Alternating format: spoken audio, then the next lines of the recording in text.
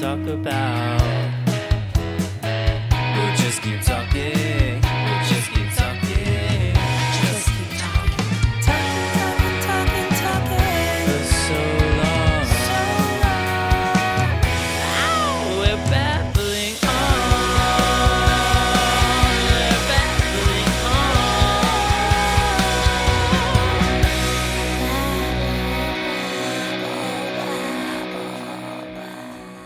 Bah. Da, da, da. Yeah. Hey. Da, da, da. Pooh. Yeah. Wah, wah, wah, wah.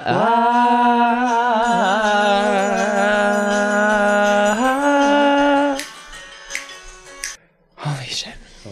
The day has finally come. Finally. Can we energetically tap in? Yeah, let's connect a little bit. And let's connect to the other world, which is called Sim. Called The Sims. What is the world called?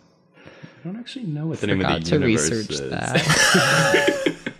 One of the key details. One of the key words. Yeah, wow. This is... here's the thing about today. Probably the most important topic and probably the most important guest. No shade to everyone else. Loki, you're my bestie. Without further interruption, let's get to the scholar, the energetically tuned in, the healer, the body worker, the tantric student, the environmental activist, the grassroots for Kamala, which we better just address up top. Trump won. So, but I don't want that to interrupt your introduction, which is Nick is just, said the name, spoiler alert, one of the most kind, funny, tuned in, emotionally intelligent, welcoming, artistic, beautiful people I've ever met. Please give it up for Monsieur, the indomitable Nick Kraus. Monsieur. A British person. That's the one thing. Hello, lovely. Hello, lovely. We're doing this whole thing in a British accent. The whole thing, yes. Everything. Okay. So... Hi, Nick. Hi, are you Hilti. okay? How are you? I'm okay. I mean, definitely it's been a wild week. Yeah, a weird week. Kamala lost. Even though we were grassroots. Right. Did everything we could. Popular vote. Lost. Every battleground state lost, yeah.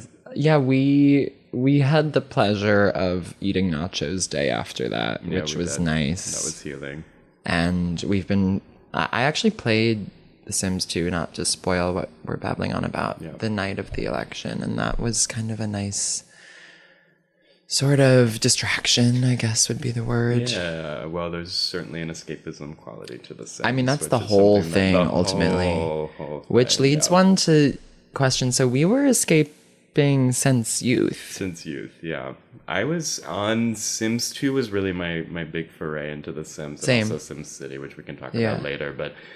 at that point I was 8 years old, and I somehow had unrestricted access to this really fucked up sex. But we're getting ahead of ourselves, actually. I'm going to pump the brakes to ask, obviously, elephant in the room, what are you babbling on about? Right. So today we're babbling on about The Sims. And I think there will be a lens of The Sims 2, but we're talking about the whole franchise. Exactly. We are going to focus in on The Sims 2 as the strongest of the franchise, in my opinion. But before we do that... You know what's coming, and I know it's a palpitation starter for some. Absolutely. Who are you in the 8, motherfucker? Yeah, let's go into Let's do the damn question. Go do the work. Oh, goodness. I thought about this today. Yeah. And I didn't know. I think I'm going to say for myself, if you want some more time to think, is I might be Charlotte today. Yeah. Is this because... This is honestly because on the way over here, I was listening to Las Culturistas with Ariana Grande. And not that that's a Charlosian quality inherently, but there was something about how amazing Ariana was and just how, for lack of a better term, down to earth. And I was like, she's the coolest person in the world. And I feel like of the 8, actually, it might be Hannah. Yeah. But Charlotte and Hannah and Shosh are feeling the most called towards Ari's spirit. I see that. Yeah, I see that. So if you took Charlotte, Hannah, Shosh, you might get a sort of read on where I approach this conversation from. Which, by the way, the 3 of them, well, Hannah specifically would be the sim player of the 8. Yes. So. Yes. What about for you? Yeah, it's such a good question. I mean, I think I maintain a sexual fluidity around the 8 and where I go each day. But, and you know, I think in powerful moments, I do draw a lot of inspiration from Samantha, of course. But recently in this time I'm in, a time of great life transition. Because you've shifted a bit lately. Of grad school applications, of tutoring students, like my life sort of changing. There's a Miranda quality to me. Yeah. There's a Miranda quality that I'm just learning to love. And but the bright side of Miranda, because Miranda gets so misunderstood. People are kind of dumb when they talk about her because they don't always get it unless you're really tuned into the scrolls, which you, of course, are. Like, Miranda is actually one of the more bold, brazen, sexually adventurous, incredible ones. Yes. And she's definitely applying to grad school. Absolutely. Yeah. And when we're talking, though, you know, like my tantric workshops I'm doing, where I'm doing extreme breath work into some gay man's mouth that I don't know, there is a Samantha quality that still comes through. And of course, I'll also just borrow some Britishness from Jessa because British, lovely. No, we love the British culture. And you're applying to grad school in Britain. There's and I'm following you without a reason except for, you know, some subliminal unspoken truths, which actually off air babbling on. I do want to just give you one breath of oxygen to follow up on the tantric workshop because it's so interesting. Like, you breathed into a gay guy's mouth, and you did some massage work, More to say. So I've been on a tantric journey. That's so cool. Which has been really exciting. And any listeners, you know, who are interested in tantra, please do reach out. That actually warrants a whole separate episode. Oh wait, that could totally end up like boyfriend growth. Right, exactly. Why did I phrase it like that? And so, I've been doing a workshop here in New York, and there's so many different practices that we're learning. A lot of them are sort of non-ejaculatory, energetic practices to keep your sexual energy, kundalini, building and within. And there was a beautiful one where we were doing sort of a divine masculine, divine feminine breath work, where one person assumed the masculine position, which and so is they form like a base. Plug. Right. What? You know the whole thing with like plug and outlet. Oh yes, exactly. So it's the plug. So I form like a base. You see here, I'm sort of sitting cross-legged in some capacity. You know, you can do full lotus if you're into that, or getting you a typical cross-leg. And then your sister, the divine feminine, you know, you're completely naked. Your outlet will come sit, legs wrapped around you like this, and so. As the divine masculine, will be breathing in through the heart space and then out through the genital region. Isn't that called something else in chakra land? Yeah, there's some chakras. It's called like the root chakra. Yeah, the root. And then the feminine will be breathing into the root chakra, kind of receptively, and out through the heart space. Plug outlet culture kind of rears its lovely head. You really nailed that. You're the tantra expert, and you're creating a sort of circular divine feminine, divine masculine harmonic rhythm of breath. With breath. We've done so many different erotic practices, and some that are way more intense than that. Like there's this one called the big draw that we're building towards, where you basically it's not actually that. You'd be surprised. No, why am I being offensive to the culture? Like, please give some respect on her name. But anyways, I found that breath work to be one of the more powerful ones. I have follow-up questions, but for the sake of what we have ahead of us, which is an entire franchise, a huge lore. Yes. One more time, you're babbling on today about The Sims. The Sims. And I want to know, I think the most important question before we dive into the history, and you already began to touch on this and I sort of steered us away, but want to bring us back now, is why The Sims for you? Yeah. Why is that the topic? Yeah.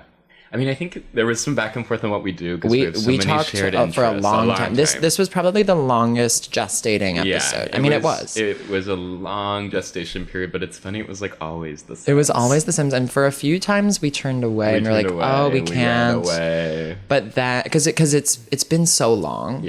Since Sims, which was like the real cultural zeitgeist, but we were in it. I ended up paying $29.99 to download this. Venmo me half. I actually feel like I can't Venmo you for that. Like, computer. That's like, me. It's my no. Like, imagine you paid $15 for me to have it on my.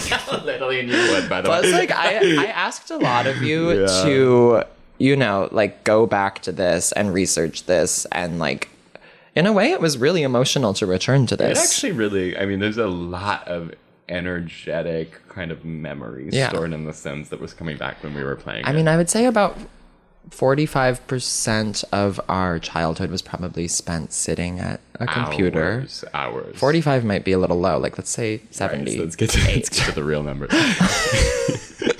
No, but to answer your question, I think, like, as we said, I think when we were unboxing The Sims again, if you will, I was reminded of just how much energy and expression came from that game. There was definitely a through line of queerness, of freak sexness, of like me really learning some of the roots of my current disposition and expression. And so there's so much to be said about The Sims and kind of what it allowed culturally, which was, I think, it was such a permissive game in this way. No, totally. And like replaying it and seeing specifically around woohoo culture, which we'll get into. That's obviously the term for sex in Sims. Right. I can recall like the thrill in my stomach and going back to root chakra of like setting Sims up to woohoo, and like on the cover of the DVD for The Sims 3, there's a bunch of Sims in front of like a diamond background, which is the plumb bob, which we also need to address. But there's two Sims on that cover that are a girl and a guy like leaning towards each other about to make out. And I in my research came across that image again and I was like, oh, that was explosive. I mean, I think we need to name the elephant in the room, which was like a lot of the early boners and erections I was experiencing. I'm pretty sure I Sims was jerking it. I was jerking it to Sims. Maybe. I mean, we were so young. You were 8? I mean, so Sims 2 comes out, I think in 04. In 04, which would put me at 11. Which would put America in the height of the Iraq War. No, why was it about that? No, in a way. Like, part of this other culture I was reading is like the marketing for, I think it's Sims 2, includes teaser trailers that have Sim versions of Barack Obama, John McCain. Oh my. Am I correct in the timing, or is that Sims 3? I mean, one of them might be Sims 3. Like, they were keeping in with the culture in a way. I mean, you weren't seeing bombs dropped on Afghanistan in The Sims. But I know there is a certain, like, what The Sims says about the USA kind of probably sub-conversation there, because there is something kind of hopeful about The Sims. And also satirical. And so definitely satirical. And that is addressed in... Definitely. Like, can I just give? I have 9 pages of notes on the history, let's get and into it a little, because actually there's a key start. Yeah, and this is going to be a good jumping off point for you. So, 1989, there's this game designer, Will Wright, who was working on a different game called Raid of Bungling Bay. By the way, this is all from Wikipedia, as are every episode, and I know a lot of people are like, Wikipedia is not fact, but that was what people say anymore. I think Wikipedia is pretty cool, and so that's what I used. And there's so much. I love Wikipedia. It's so important. So he's designing a game where a player flies a helicopter dropping bombs on an island, and he found he was enjoying designing the islands and the levels way more than actually playing the helicopter dropping the bombs. And so he got this idea to start building an urban planning game, and I know you're big on urban planning. I don't know if you know these books, but he was drawing from this book called System Dynamics by J. Wright Forrester, which became the foundation for SimCity. And then he has some other inspirations, the Siberiad by Stanislaw Lem. Okay, let me just say, yeah, so come on in here. That SimCity was a huge thing for me. Yeah. I mean, SimCity... Definitely, the sort of nerdy, urban, loving young lad in me was loving SimCity. To this day, I consider it one of the great computer games of all time. I mean, I was I was a bit obsessive about world building as a kid. Like, I would walk around or ride a bike around, you know, my driveway down the street, and to it kind of map a whole world that I could still speak to this day. And it was all about these cities. And so I had this like sort of freakish obsession with cities and cohabitation, and SimCity was like this incredible way to actually channel that energy in a way that was actually, it's a very complicated, complex game where you're effectively this all-powerful both city manager, mayor, and God at once. And so it's this amazing way of playing from this kind of like objective power force, and you're building a city with the goal. I mean, the goal of the game is just to keep your city alive, growing and afloat. And that's really like due to like what environmental factors, like different subsets of the city getting along, taxation. Exactly. The amount of revenue coming in. Are you funding things that will be like, you know, you're always having to like defund something to fund something else, and then like the firemen will be like protesting on the street. Why is that everything? That's like truly like it feels like that should be taught in school. No, it was such a powerful game, and then it would be like, but then you could go like full, you know, you're still like a freak kid playing this game, so then you can go into God mode, and I'd be like sending massive tornadoes through the city. Tsunamis, No, Sims taps into this violent, primal side of humanity. We'll have stories to share when it comes to the actual. No, I have vivid memories of murder, but freak murder. That's just so. One follow up I have is you're going around your driveway creating these worlds. Is that based in like the world we know, or is there a fantasy? Because as a kid was really into like the fantasy, the elves, the dragons. No, it's a good question. It was definitely a hybrid, but it kind of speaks to, I feel like, my mental disposition. It leaned more towards a reality. You have like, that. There's a shade of you that's like, here's reality. Here's reality. I mean, of course, you're looking beyond the tactile world and into like the reality that is, and this is not at all non-reality, is like the energetic spheres floating around us. Yes. But you do have your bases in like a human urbanism. Yes. I mean, there was like a fantasy element, like the acorns that fell on the ground to me were like representative of this one sort of people that lived in these we just unearthed the truth. No, the truth. And that was kind of what, but then it would be like, some of my names of the cities were so unoriginal. They'd be like Metropolis. Denver. And one was called Berlin, and then one for a while was called Shopping Center City, because I imagine there was a huge mall that went across. Why does that give me a thrill? Like a city that's just one big mall? No, one giant mall. I can easily tap into. No, it was like one of the most compelling things. Then one was called Angel Falls. It was like it was like the New York. Oh my God, basically. I'm discovering this about you. Yeah, it was a huge thing for me. And so I think SimCity was the perfect game for me in a lot of ways. It was really my kind of impetus for getting into The Sims. And I sometimes wished there was more. I think there could have been a really sickening, like, full crossover where you can actually go down in and then zoom back out. Because all you can really do, and I lived for these moments, is you can actually dive in and drive, like, around your streets, which was very cool. So you did become a Sim. That's advanced for 1989. No, and you would be, and I think this was in, like, SimCity 2000 was the version that I was, I think, coming in on. But you'd be, like, flying through your streets and, like, seeing the infrastructure that you've built. And it was a hard game. It was hard.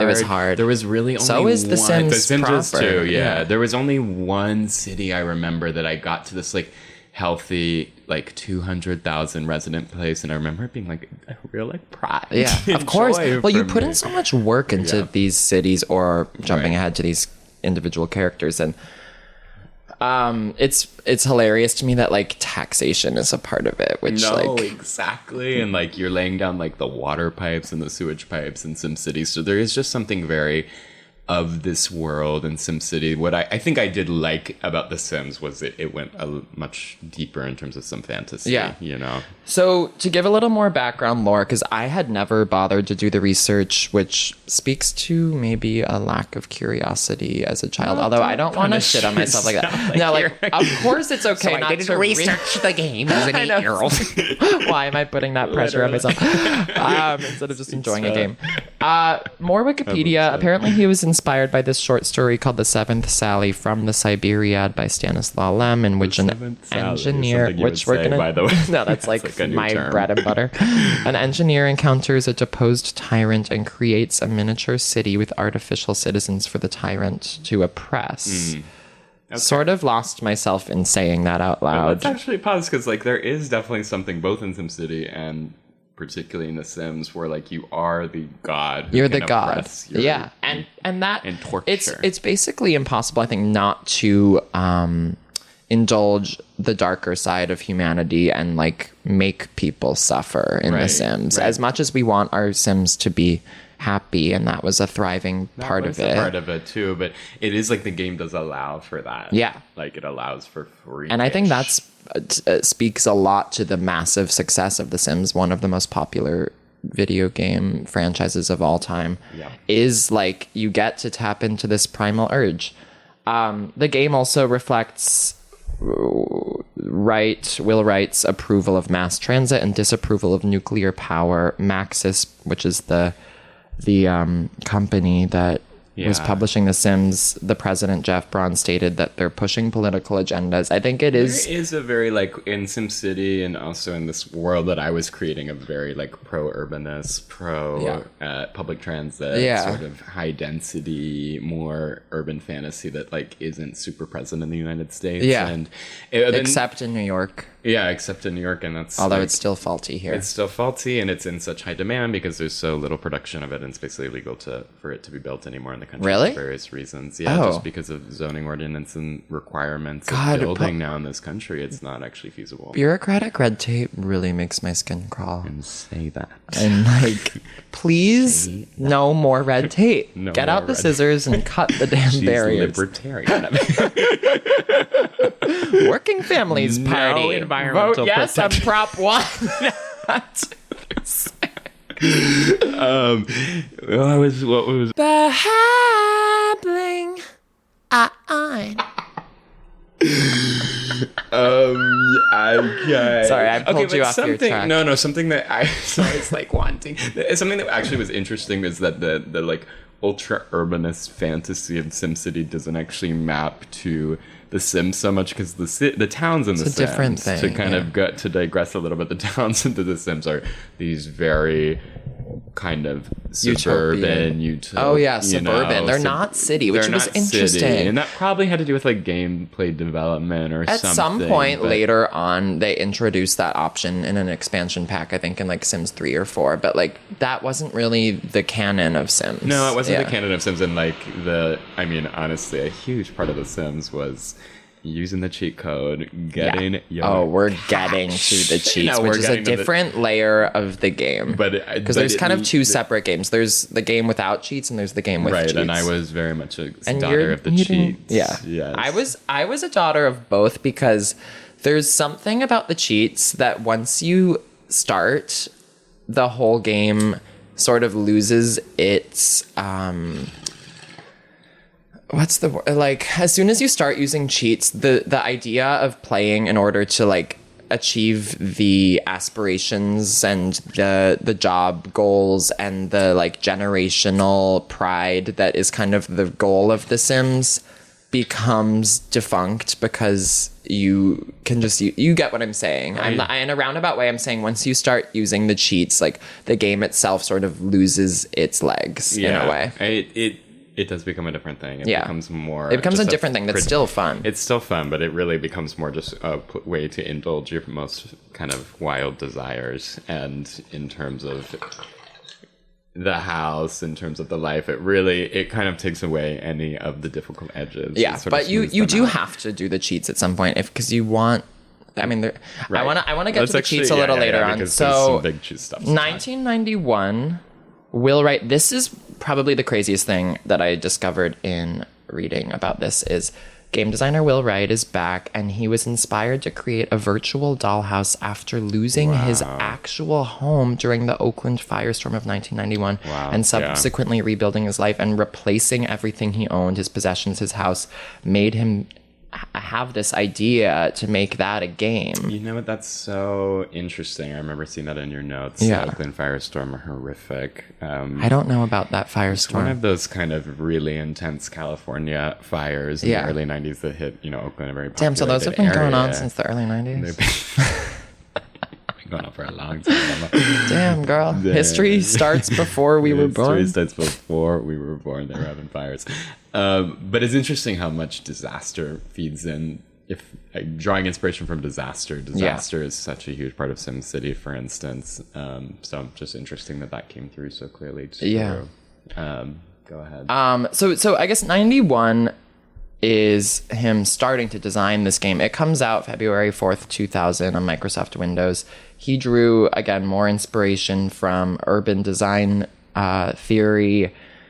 U.S. consumer culture was being satirized here, and by March 22nd, 2002, it's become the highest-selling computer game in history at the time. So that's the original Sims. This is the original Sims, which I actually don't think I played. I don't think I played, which I regret. Yeah. I mean, some of these expansion packs, which it had, to be clear, Live in Large, House Party, Hot Date, Vacation, Unleashed, Superstar, and Making Magic, makes me wonder, did I play it? Because Unleashed sounds really familiar. Yeah. I know that I didn't play it. I remember that was always like part of my Sims expression was that I had never played the original Sims. I was a Sims 2 baby post 9/11, like coming on in. So it was what is that, a Clinton era? No, Bush.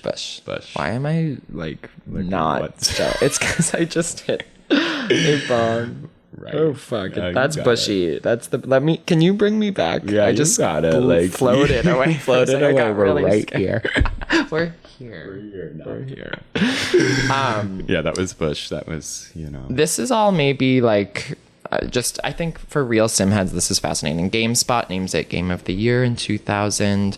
It placed 31 on Time's Best Video Games of All Time list in August 2016. 2019 ranked 17th on The Guardian's 50 Best Video Games of the 21st Century. Universal acclaim on Metacritic, citing the crisp graphics, the humor, which we need to get into.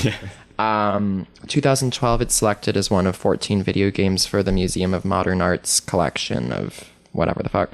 And Will Wright, the designer, says he attributes the success to attracting casual gamers and female gamers, the latter of which making up 60% of players. Okay, so now let's do we're getting that. into the work. That work. No, because the work. Do it. Grassroots politics. Well, let's talk about this. I mean, there was like a I don't know, a sort of femininity. Yes. There was a queerness, a creative side that is the outlet, not the plug. Yes, and there was no like real competition in the game. The game was an expression of life, and it's individual. Only a couple later expansion packs, I think, tried to introduce that type of gameplay. I was seeing in the notes, but really the core ethos of The Sims is that's why sometimes you just kind of eventually like burn out on your family because you're like, well, we're sort it's of like I'm bored. And that's when but wait, did you happen to see the final note, which maybe I want to save till the end, but it talks to this point. Yes, and I want to shout out too. I mean, I don't know if you had similar experience. I think you played with your sister a lot. I did. Yeah, we had this green pleather desk chair in my mom's office. I mean, we moved around a ton, but during the height of our Sims time, we were in this house in Franklin, Wisconsin, which is a suburb of Milwaukee, and we had this. Talk about our computer areas. Yes, yeah. So to big. describe mine, there was this green desk chair, and Winnie, my sister, and I played this thing from like wake up till deep into the dark hours. And there's of course the famous story of me playing for like 12 hours and then running to the bathroom to finally poop, and an orb of poop escaping my basketball shorts falling to the floor and me picking it up with my bare hand and putting it in the toilet. 12 hours. 12 hours. I was like sick, pale. I don't know where my mom was. Desperate for water. The poop just fell out. I waited until it couldn't be.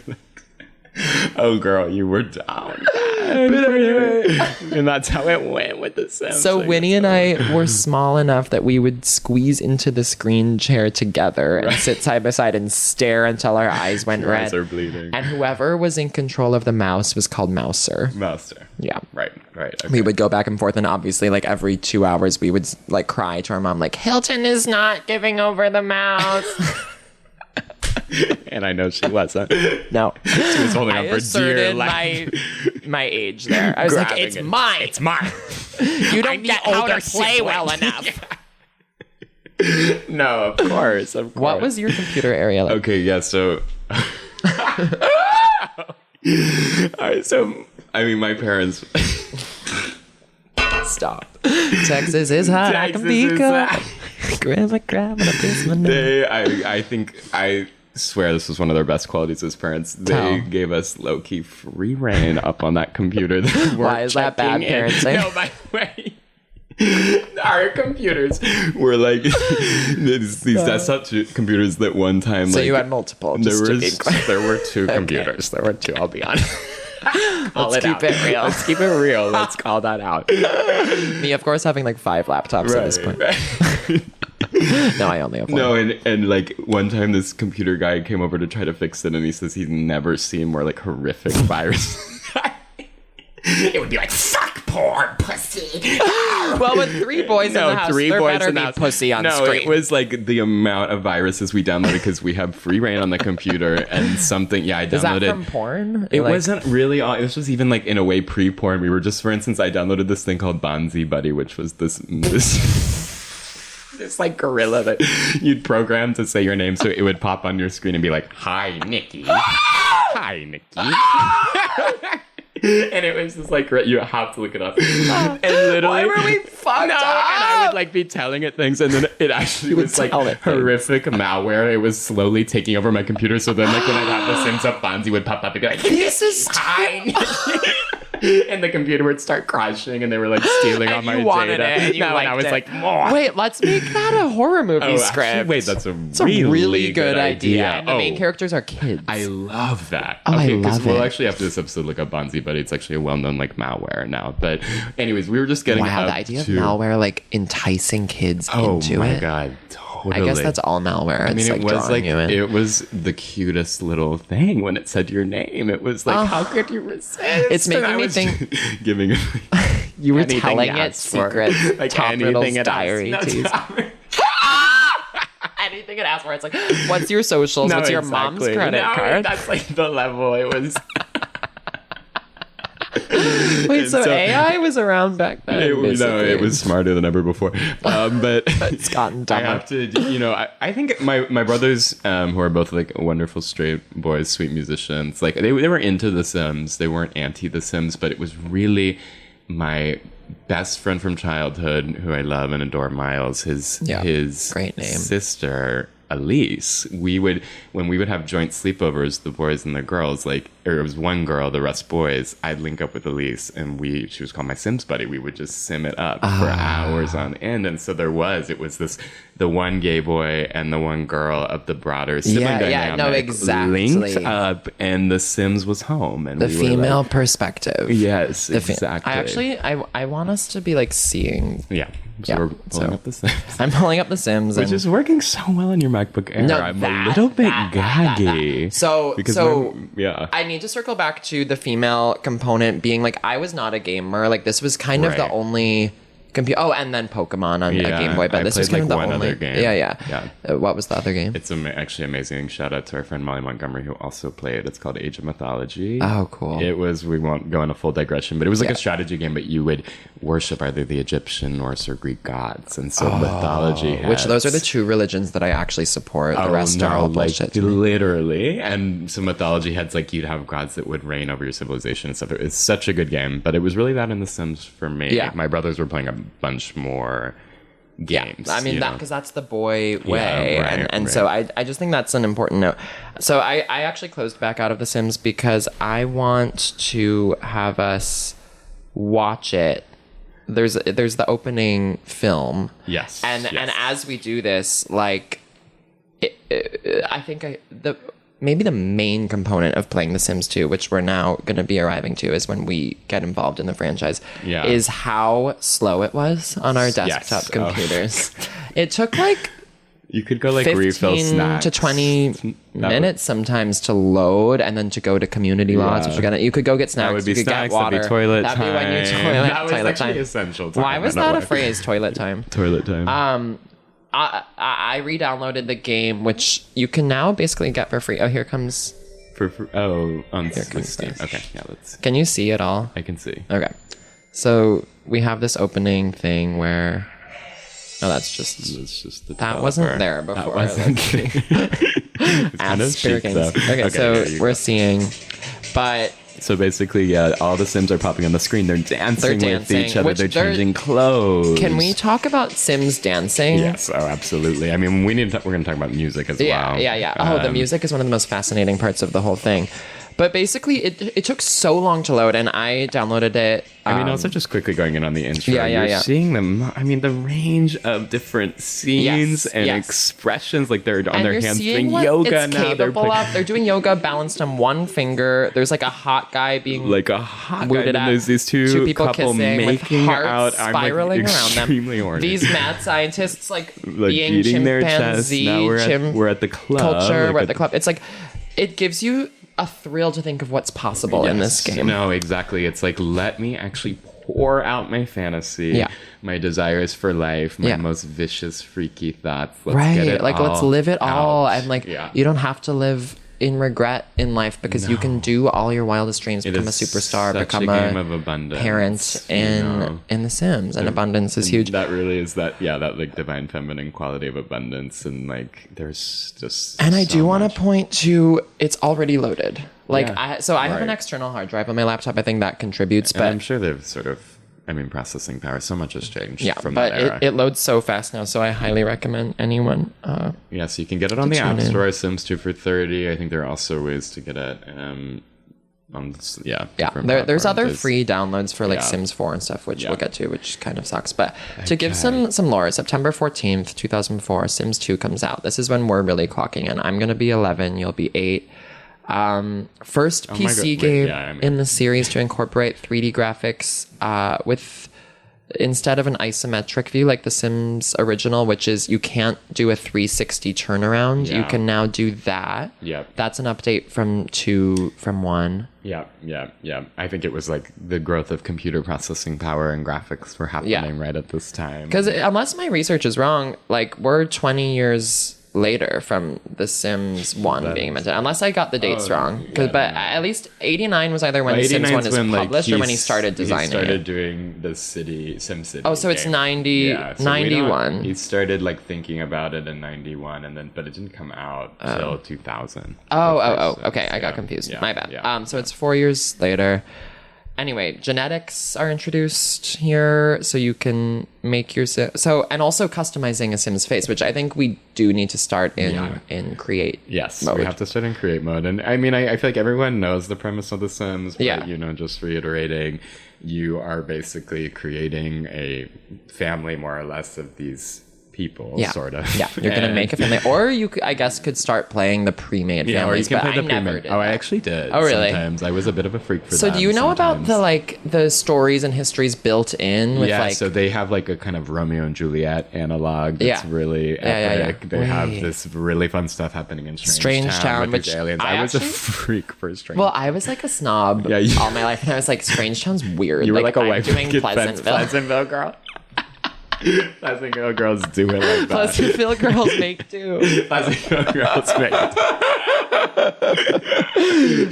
So there's River Blossom Hills, I think is the other one, Strange Town. I was never in River Blossom Hills. No, that one is like I don't know why. You're a dweeb if you went there. It's like there's no story there. Strange Town was for the freaks. Strange Town is where there's aliens. There's Bella. So Bella Goth, like we're arriving there naturally, is like the face of Sims, and when we get to later in my notes, I'll say more about her. But she appears in The Sims 2 in Strange Town as like a ghost, or like as a glitch. Like she's gone missing, and she'll show up on the sidewalk sometimes. But so create a Sim. You can make some fucked up shit. I'm sure you did. I'm sure I did. There would be like gigantic hooked noses. Yes.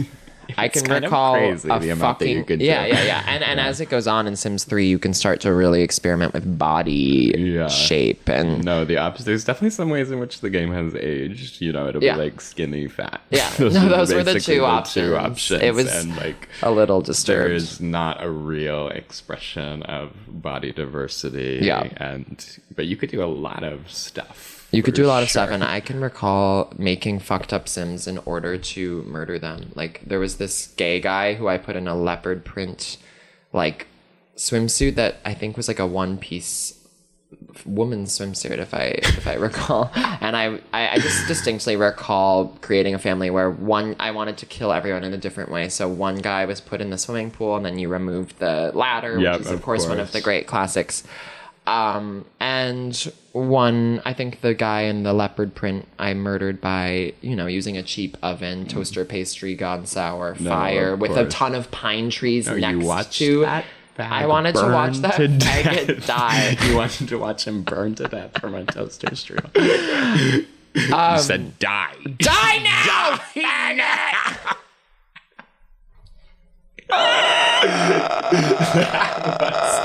that was the tea. Was the tea. I mean, like, to that point of wanting to torture people that you're, I don't know, like expressing some misplaced hate. Like, I remember. Well, we had to let it out somewhere after the bullying we endured. No, literally, and The Sims was so good. It was an escape. I was getting bullied or socially ostracized in this period of my life. I was in 8th grade. I was like really unhappy at school, and this was an escape for me. It was a total escape. It was definitely a place where, like, I didn't let myself, like, fall into a lot of the fantasy that I think I had in my heart. Yeah. And we put up these blockades to survive. And, like, the fabulosity I wanted to express and the color. Yeah. And, The Sims was such an amazing place to do that. So, genuinely. Not to cover a few murder styles, Nick, take it away.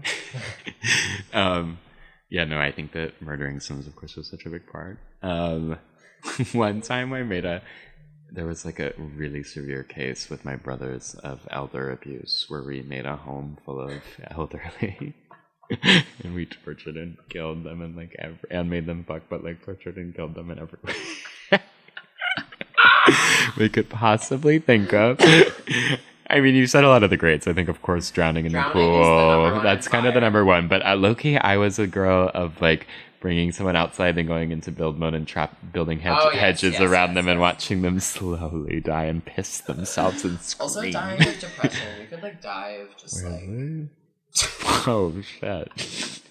They were, like, well, I guess she just left a lot, but Dakota left. She left. It seemed like her heart was so broken, Babbling. Before we get into the actual playing the game, while you're in build or create a sim, some personality traits: sloppy, neat, shy, outgoing, lazy, active, serious, playful, grouchy, and then some aspirations: romance, family, knowledge, popularity, fortune, pleasure, and then the grilled cheese aspiration and nightlife for later, which happens when you basically glitch some shit up. Right. So the aspirations were interesting. I mean, I feel like when we were making a family recently, we tended a lot towards romance. The pleasure and romance. Romance, actually. Because you want your Sims to fuck 10 people. I mean, woohoo with 10 is the great dream. That is the real gameplay. The real objective. It really is. That's what I spent my time mostly doing. If I wasn't dealing with open for business, like developing a flower shop, I was like... getting people to cheat on each other and like clicking on the two Sims that you want, making sure all their needs were met, and then clicking on each other to do like chat, flirt, hug, until they were ready to fuck.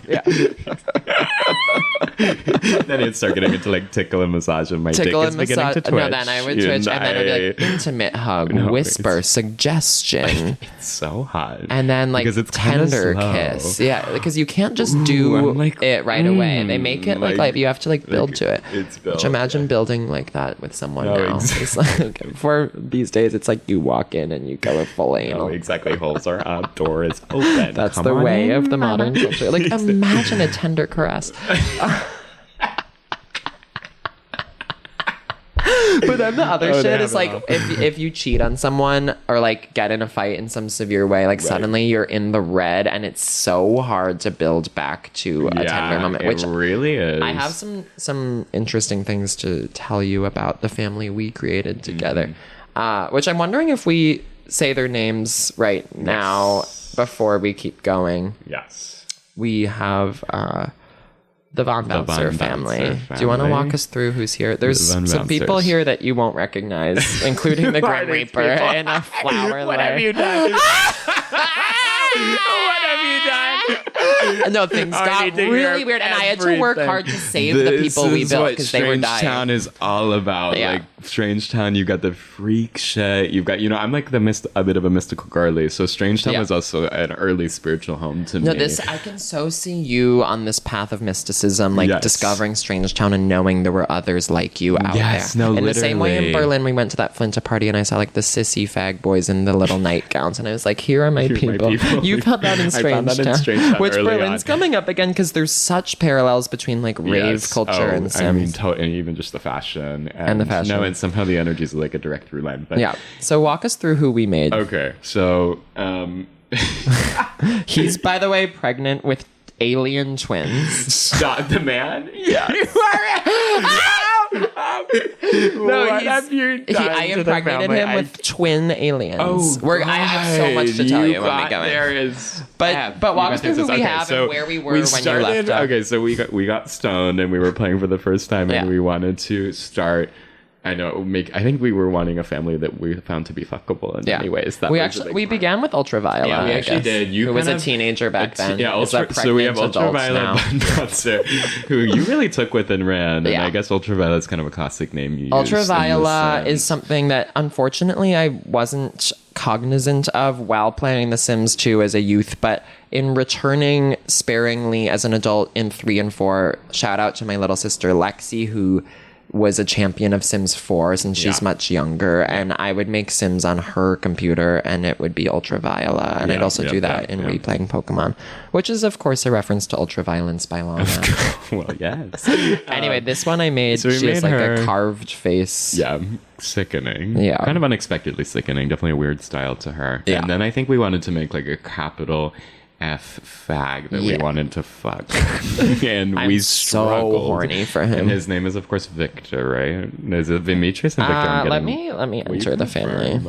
His name is Victor Von Bouncer. And we struggled to make him hot. No, we struggled to make him hot. Time. It took us a long time. We were changing facial features left and right. And because certain facial features that are preset that you click on will randomly jiggle the whole face into a new configuration, and the face will go wah, wah, wah, wah. That moment is so like intense. No, it's like so scary, and like as kids we had to like see that and understand that was a possibility in life. It's like your face wiggles and suddenly you look like what's his face, Simon Cowell. So I think American Idol culture was going on at this time. On strong. So I think we got somewhere okay with Victor. He's wearing glasses. He's handsome. And then Victor. we made actually want to go back out to Dakota, which is the matriarch of the family, who we were getting a little tired, and so we did leverage some presets, but we customized. We got tired there. She wears a red kimono with the diamond cut out at the breast, and she's so sickening, honestly. Well, when I catch you up on what's happened, you're gonna be really fascinated. And so she is actually married to Victor, and then we created Demetrius. Yeah, did we use anyone's DNA for Demetrius? I forgot. No, but we did set up Dakota and Demetrius to be siblings. Yeah, Demetrius is truly so fine. He's the sexiest to ever do it. Up wearing these long shorts. He would look so good at belly button tattoo bar. Like he is literally my paramour. He's so sexy. One thing that's gonna sound a little disturbed, and I hate to bring up a pedophile, although I am reading Lolita right now, which is a really good book. I read last year. It's so good. I'm like up at night till 1 a.m. reading it. But anyway, Austin Wolf, the convicted predator, child molester, gay porn star, had this son like this solar tattoo around his belly button, that Demetrius is rocking a similar thing. Oh, absolutely. That's all I'm saying. There is that. And that's actually important. And So then we who made else their have we got? dog. We made Bouncer Von Bouncer. Yeah. Who's really like handsome, big. Sexy, wanting to fuck. He's like a, yeah. So pets, I do want to say, expansion it's an pack wise, expansion. Sims 2 has... So I think we established a pretty big difference between our gameplay experiences, which was that I wasn't really an expansion pack girl. Did you not have any of the I expansions? maybe had one, but for some reason, I can't remember if that was a conscious choice or why not. But that's I didn't, interesting. I didn't go deep into the expansions for some reason, which I'm definitely like, I don't know why I didn't, because now that I'm seeing some from this game, I'm like, they're so I mean, it was fierce. amazing. They are adding on whole new levels. I mean, Pets is fun. Pets is fun. I don't know why I'm having trouble finding my list of expansion packs, but there was Pets, there was Nightlife, there was that's the for Sims regular Sims. expansion pack. There's Got it. Pets, Nightlife. Oh, here. No, let me just Command F expansion. Pets, Nightlife, Open for Business, which to me is one of the greats. There was the travel related one. Yeah, that one was called Bon Voyage, I think. Oh, here. University Nightlife, Open for Business, Pets, Seasons, Bon Voyage. And then I never had these two, Free Time and Apartment Life. They don't come with the one on No, they don't. Mac, right? I don't think. No. But Seasons is cool. Obviously for Seasons, Bon Voyage, you get to go on vacation. Pets was, I remember specifically like Winnie and I begging my mom to get to GameStop to pick up Pets when it came out. We were like, for sure. When Pets came out, I know y'all were freaking out. You had none of these? I don't know that I ever had any of these. Because Open for Business is really interesting in the sense that like it brought the gameplay of playing a family to new heights, where like you got really interested in you got to pick like That what your actually business sounds great, was, and you're selling stuff, and there were flowers, and like I got really into that. Because I think probably one of the limiting factors of The Sims is like you do eventually like peter out after You get a a while. little bored after a It's sec. really just eventually you've had enough, but you can really But lose then you can yourself come in back it. You the can come next back. day. It's like your health Yeah. bar resets. Yeah, like yeah. It's like Which you go down the red and you're like, we haven't even discussed the needs, and also yeah. the personality traits. You get like 25 points or something to distribute. Do you want to update me on what happened to the Von Bouncers? Because when I last encountered the Von Bouncers, we were just kind of getting in the flow of gameplay. We had built the house, which I designed low-key of fabulous. Yeah, you made a cool, modern, lots of dungeon balconies, rave, swimming pool on the ground full floor, glass windows in 5 every room, beds including the next to each other. bathroom. Voyeuristic fantasy land. And of course, I want to dive Bowling into alley.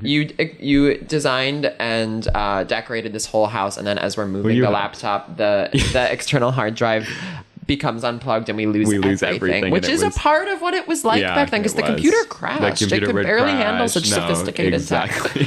Exactly. No, you'd be losing things routinely, and we had that experience, which was important to us. Yeah.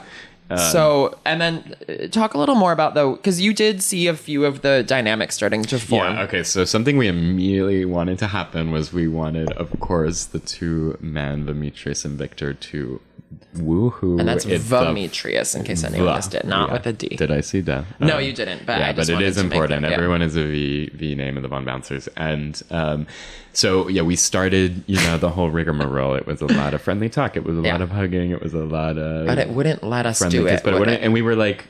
Okay, so ow. I think we should say, like, something incredible about The Sims was, like, the allowance for queer attraction. Yes. And queer... From the get-go. From Sims 2, and we would, yeah.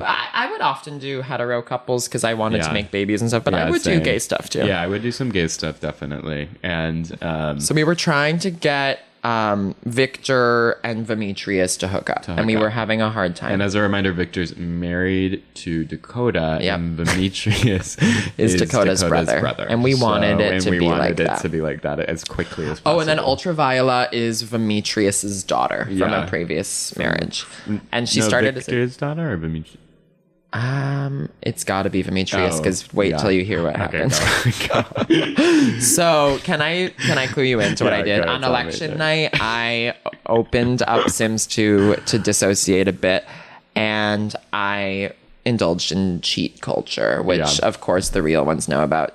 Bool prop testing cheats enabled. True. I think there were kind of like two genres There of were Sims two genres player. of Sims there cheats, was yeah. no, but also like Sims player, because there were some girls that who wouldn't didn't cheat. It was to Bool, well, really to Bool prop or not to Bool prop. No, me, exactly. it's like the Motherload real. and Rosebud are different Those types are of no. cheats. I mean, to Bool prop or not to Bool prop, I think differentiated the real freaks from the girls. Absolutely. Who were just... And I want to make it clear and clear my name. Like, I began as a no Bool prop Bethany, but by the end, I was a Bool prop Valencia. Oh, I know Begonia. you were. I know you were. I was kind of Bool prop. I was... Because basically with Bool prop, for those who are unclear, like, you can do almost anything. You kind of hack can into, glitch. like, the developer frame a little bit. do. And so you can do all these crazy things you couldn't do up until 2005, and I did catch a brief window. You of did, this. and I need to know, like, could you? Well, tell everything. Yeah, so there up until I think 2005, when they corrected it with Bool prop, and maybe it was another cheat. You could unblur the Sims while they were naked. And would you see genitals? Yeah, that's what I am trying to remember. Yeah. Because I think it was kind of block-like. Yeah, You know, almost like like an Ken or action Barbie. I think, but we should... That'd be so odd if you could see big cock. I read about this in my studies, and so here's the tea on that. Florida attorney Jack Thompson sues The Sims for an inappropriate cheat code that allows you to shrink the pixels around the nudity. And the game makers deny that any genitals were allowed and removed that cheat in 2005. But some people claimed there had been pubes and stuff. Yeah, I Others remember didn't. it being extremely arousing. It was a huge part of like the mystique. I mean, some people had found it. Yeah, exactly. And it was a little harder to find. I mean, still to see Demetrius pixelated is horny and erotic. So imagine as closeted. I know. Like, and kids, by the way, like are so full of hormones. Like, I remember as a preteen and tween thinking to myself, I have to write a novel right now because I'm coursing with like the famous hormones of your teen years, and I need to harness that. You've been an artist forever. I know, and I didn't end up writing the sexy novel that could have made, but I did end up writing a 250 single space typed fantasy novel called The Seven Swords, or The Story of Maroulis, which was based off Constantine Maroulis from American Idol. Wait, you need to do an episode talking about this. I know. I have it printed out. I don't think I have the Word doc anymore, but I have the 200 pages printed out in my apartment. Like, let's look at it. Yeah. Anyway, we were horny, and can I update you now on what happened to this family? So we're looking at the family portrait before you enter the game right now, and you're going to notice sitting in a sort of feminine legs to the side posture is the Grim Reaper wearing a floral lei. He has joined the family since we last spoke. On the ground. And I'll tell you about the Bool properties, and then you're going to notice this woman of color off to the side. At a certain point, so here's what happened. I really needed Demetrius and Victor to get together, and it seemed like it was going to be impossible while Victor and Dakota were married. Oh, yeah. So we were wondering about I decided to have Victor dump Dakota. No. Meanwhile, I've made Viola into a vampire. Yeah, I was there for that. Which is gonna be crucial later on, because he dumps Dakota. She becomes so upset that she keeps leaving the family of her own accord and leaving the lot. I can't believe I missed have to keep inserting her back in. Meanwhile, walking out. And I wanted to you preserve... as God are saying, come back! Because I had texted you, I was like, is it okay that I play the family without you? And I was fine with it, but I wanted to keep it sacrosanct. I wanted to keep our characters we made alive. But so Ultraviola was a vampire, and she kept going outside and dying over and over again. The Grim Reaper kept visiting. She kept dying from the sunlight, and I had to keep begging for her life with the Grim Reaper to bring her back. So finally I cure her vampirism. But she died 3 times while pregnant, by the way. The fetus died too. Abortion rights. I had Demetrius get her pregnant too. So she was Victor's daughter. Oh no, Victor got her pregnant. Yeah, Victor got her pregnant. And no one knows. No one got pissed about it. Victor got her pregnant. After breaking up with... Yes. Or before, actually. Her niece. That is... Wait, isn't that her niece? I'm trying to track her niece. Yeah. Her niece. Meanwhile, Bouncer's starving to death. His bowl is so dirty you can't even put food in it. He lives, ultimately, but... I'm also using Bool prop to make them know everyone in the neighborhood and inviting everyone in the neighborhood over. So while all this happening, there's like 40 computer-generated Sims over, including Bella Goth, who Dakota is flirting with. Oh, you're kidding. And then I'm having... Oh no, I'm pissed. I know. I went off. And so then Demetrius and Victor get married, but first you see them woohoo and you see there's a little like... So I missed the woohoo. You didn't even film it for me. Why am I pissed? Yeah, I know. Because also before the woohoo, when you first woohoo with another sim, you get like a 25-second video showing them like tenderly on top of each other. I'm actually so they're like, and there's parts where I betrayed you in a huge way. But you did amazing things for the episode. It's great to know this stuff. And so they get married. The party is like a good time. It's not like, you know how when you throw a party at the end it tells you if it was like a dud, a normal time, a good time. I think that's a nightlife additive, maybe. Oh, and by the way, nightlife added a lot of great things. Community lots that were nightclubs. I mean, we're nightlife girls. We're nightlife girls. You could woohoo in the photo booth or on the pool table. Oh my god! I mean, The Sims is for public sex. It's for kinky sex girls, which is what we've emerged as at this point. I mean, there was a time when I was white picket fence Wanda, but now I'm basically kink Khaleesi. There.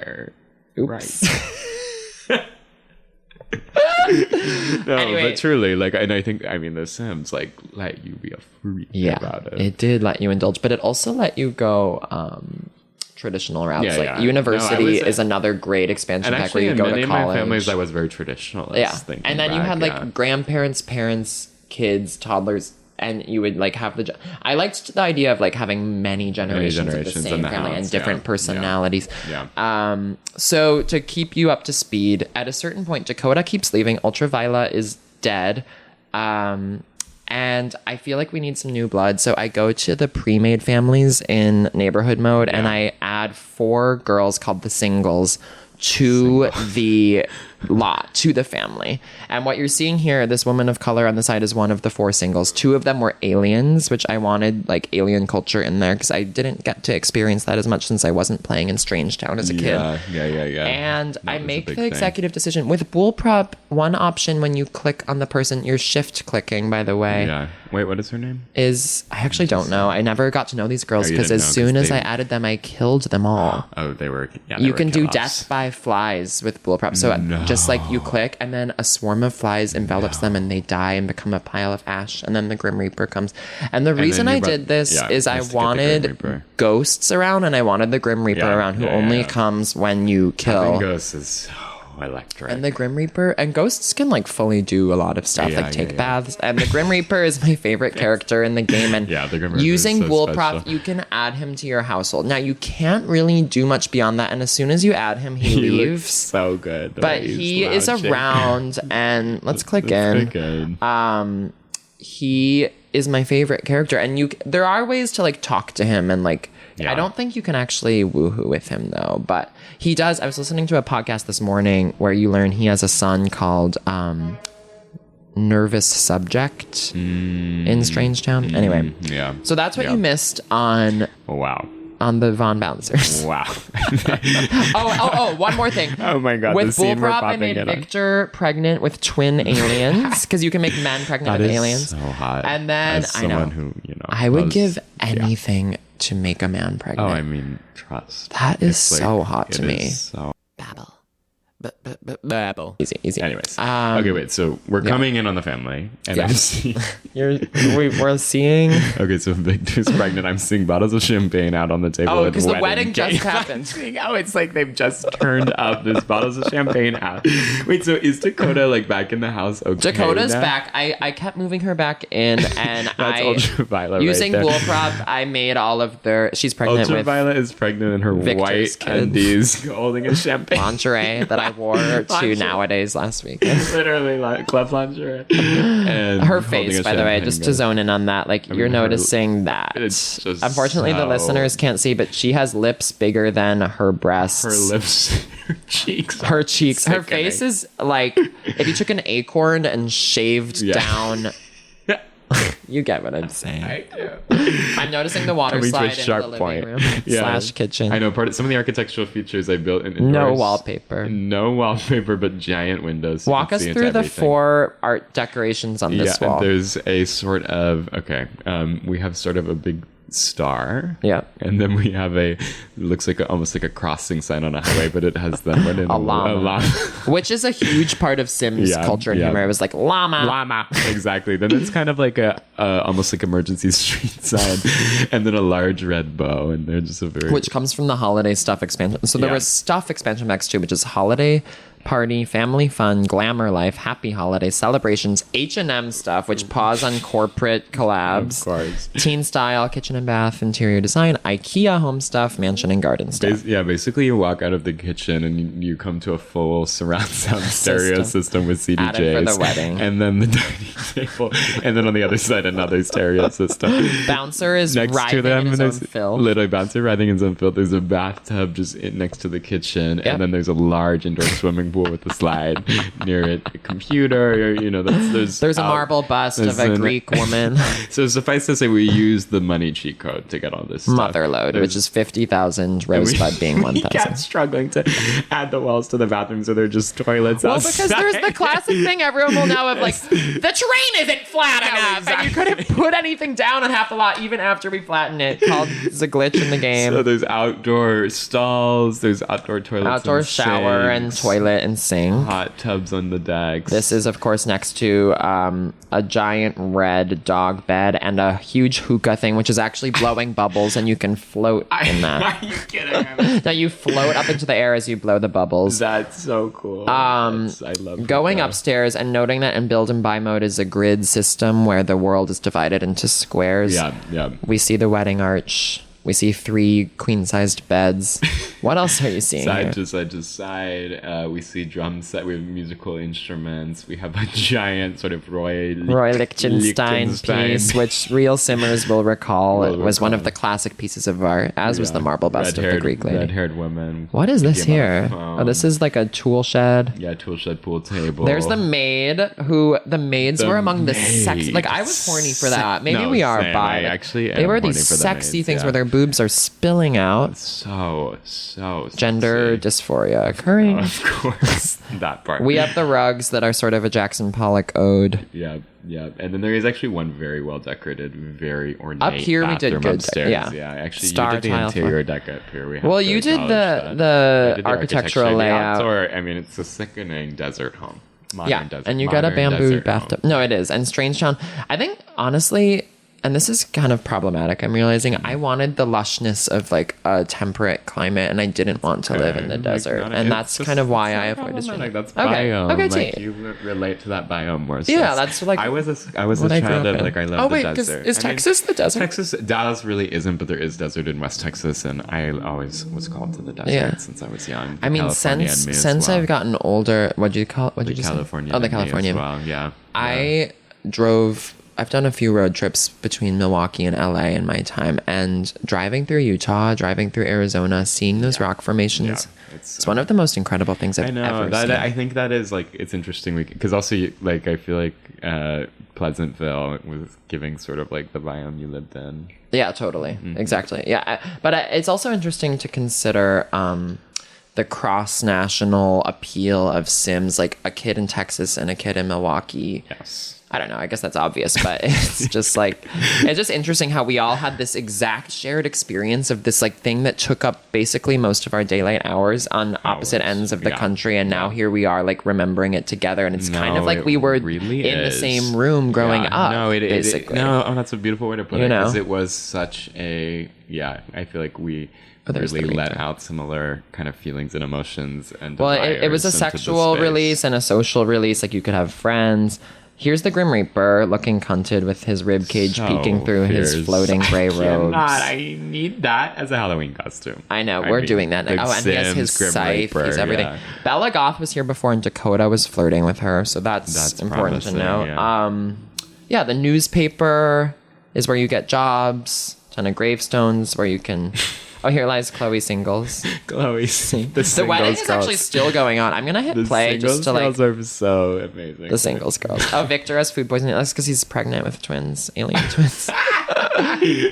Oh, the wedding party was a roaring success. Yes. Good time. That's not like that good. It's not the best. So you flagged. I want to let The Sims kind of see what they do right now. Oh gosh, to throw a party. I think you could throw a party with that nightlife. I'm remembering, anyways. Yeah, you could, but nightlife let you go. So community lots, I want to get into a little bit, which is where, because it's going to be a key distinction when we get to Sims 3. If you need water too, I have this here. Thanks. In Sims 2, you have to load, and that's about a 12-minute process if you're lucky, to go to a community lot, which is when you visit a park or a gym or a grocery store or a... I don't think they had grocery stores, but in nightlife, you can now go to nightclubs. Oh, the maid is always such a bitch when she says she has to go. She's like, it's a bit late. I have to leave now. The way they talk. Bartending cost $100. Low key, he deserved more. No, exactly. Like, advocate for yourself. So community lots. I forget why I brought that up, but in Sims 3, you can just walk to them. Just walk to that. That's actually huge, because I actually remember, I'm surprised I didn't go deeper on the expansions, because I did remember the eeriness of when, for instance, one of your Sims would be picked up for work, and they honk, the car twice, honk, and they wait out there. I can't wait to get into Simlish. And yeah, oh my gosh, absolutely. They honk, and then eventually your Sim will go out and just disappear into the nothingness. And I remember finding that to be very unsettling in this weird way, as somebody who was connected to the SimCity world too, where you knew your universe. And imagine you got to follow them to their job. That would be cool. And I don't want to reveal the big surprise at the end, but if there were to be a new Sim game, this is all stuff that I really want to discuss, which is the development team in building Sims 2 considered adding... There's like bladder, hunger, environment. Those are like the different needs. And they low-key be happening constantly. And it's like hard. Annoying. And in Sims 2, they thought about adding thirst and stress.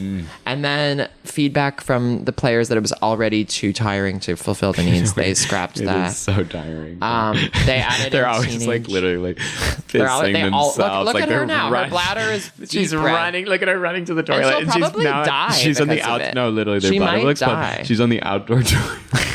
Oh, look at him. Look at him. Oh, he's so hungry. He's doing the classic screaming. Thing. Oh, and then he changed into a pink tux.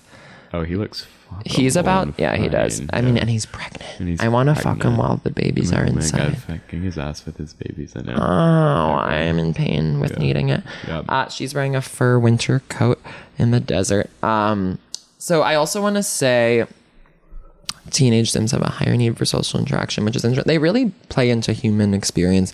So, okay. Oh, there's so much to cover. So in Sims 2, there was another thing that was a website where you could, it was called the forum, and you could go on and download other people's creations. The Sims 2 Body Shop. You could use Microsoft Paint, Adobe Photoshop to make new clothing, to make new objects. Wow. So like you could take a shirt and crop it, or like change the color. You do that? I did this. I figured out how to do it on Microsoft Paint, and I would do it. Are you kidding? And then you could upload you could upload it to this thing called the Sims 2 Body Shop, which was also called the forum, I believe is how I remember it. And on there would be the craziest shit, the most slutty clothing. And then this too, you could download Sims, which a lot of people would make like celebrities or like and then you could also download lots, and people would make the sickest houses. I bet they were beyond it was unreal belief. It was I bet they were beyond belief. And because is that how? Because on YouTube, it was very early YouTube, very popular genre of video was sort of Sims edits, and they would be set to like beautiful emotional songs like Chasing Cars by Snow Patrol, and it would be a gay love story, and I'd be like crying and jerking off to it. I'm not such amazing films, which is leading you're on board with this too. We're gonna write a Sims movie, and it's about the Sims themselves. It's not about like, oh, they're trapped in a simulation. Like, I want the Sims story. I do want to note that in July 16th, 2014, EA Electronic Arts, which acquired Maxis and is the company behind The Sims. EA Games challenge everything. Which is a great slogan really and indicative of The Sims ethos. They ended support for The Sims 2 and took down the website, which allowed you to download custom things, which is sad. Although it did lead to Sims 2 for a time being available for free download. We missed that, obviously, with the $29.99. There's something I do want to like a video that I do want to quickly like look up, which is while you're doing that, I'm gonna address the music. Well, perfect. Yeah. Exactly. Here comes. Oh, you pull up this? Yeah. So let's hear this. So I feel comfortable with copyright issues here. Yes. She looks so happy. It's a phobia now. Why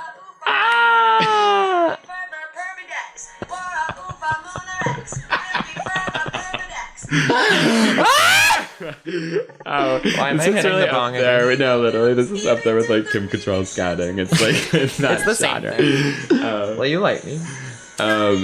So you're seeing Katy Perry in the studio, live in the studio, recording last Friday night in Simlish. Wearing a green floral tank that you can find in The Sims. Yeah, and blue hair. And in Sims 3, there's a Katy Perry expansion pack with Katy Perry stuff from like Teenage Dream era. Okay, so the music in The Sims. Yeah, so...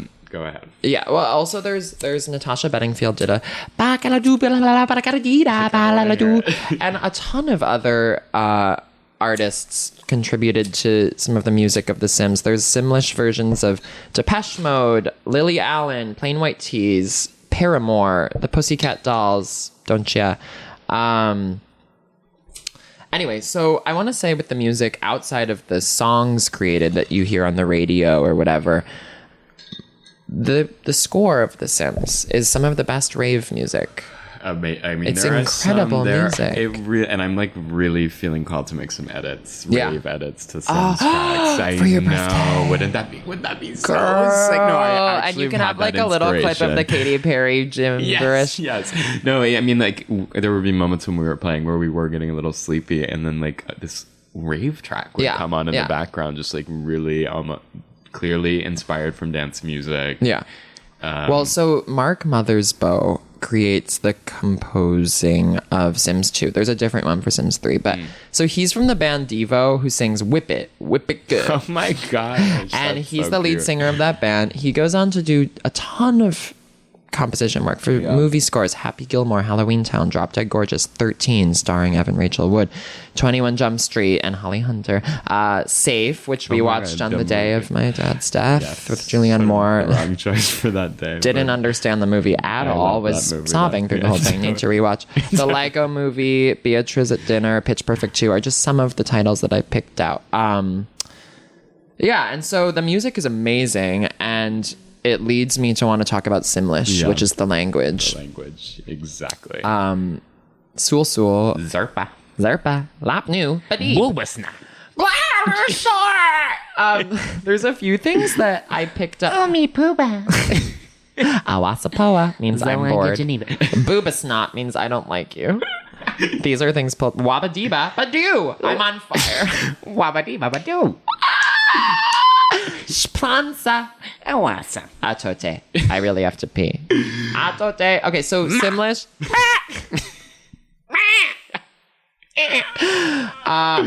Will Wright, the game designer, worked with audio lead Robbie Cowker and voice director Claire Curtin. Blah, blah, blah, who cares? There were basically two voice actors, one pulled from San Francisco. Stephen Kieran and Jerry Lawler served until 2006 as the only two voices.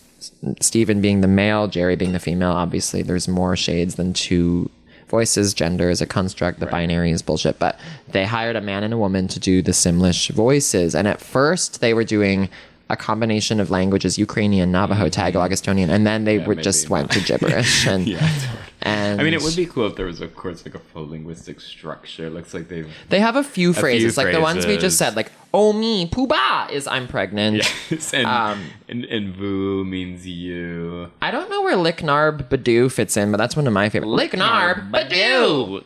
And Sul Sul is obviously like an aloha style hello goodbye.